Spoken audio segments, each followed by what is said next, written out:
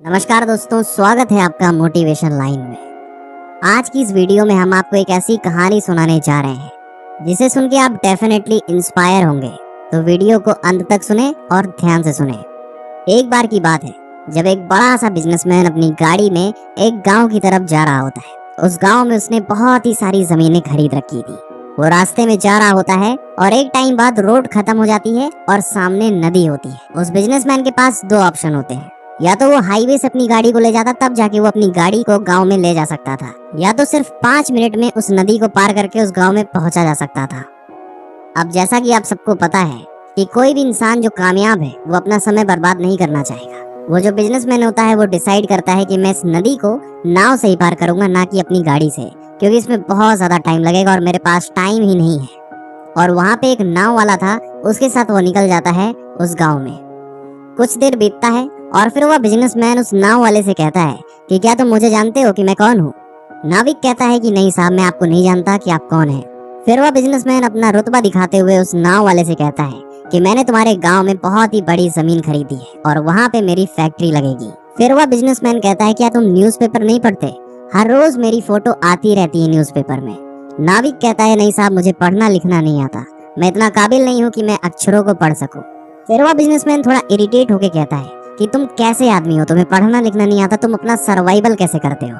ये सब सुनने के बाद उस नाविक को अच्छा तो नहीं लगा, लेकिन वो शांत रहा बेचारा। कुछ देर बाद वह बिजनेसमैन बताता है कि मैं तुम्हारे गांव में मिनरल वाटर का फैक्ट्री लगाने वाला हूँ। वह नाविक फिर कहता है कि ये मिनरल वाटर क्या होता है साहब, क्या आप मुझे बता सकते हैं? बिजनेसमैन गुस्सा के कहता है तुम्हें मिनरल वाटर भी नहीं पता?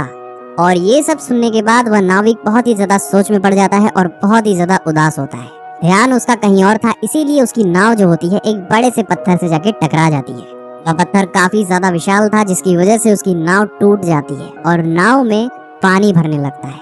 दोनों के पास अब केवल एक ऑप्शन था कि तैर के जाना था। उस नाविक को तो तैरना आता था, पर उस बिजनेसमैन को तैरना नहीं आता था। वो नाविक समझ चुका था कि ये नाव डूबने वाली है। जैसे ही वो छलांग मारने चला, तुरंत ही वह बिजनेसमैन से पूछता है कि साहब आपको तैरने तो आता ही होगा।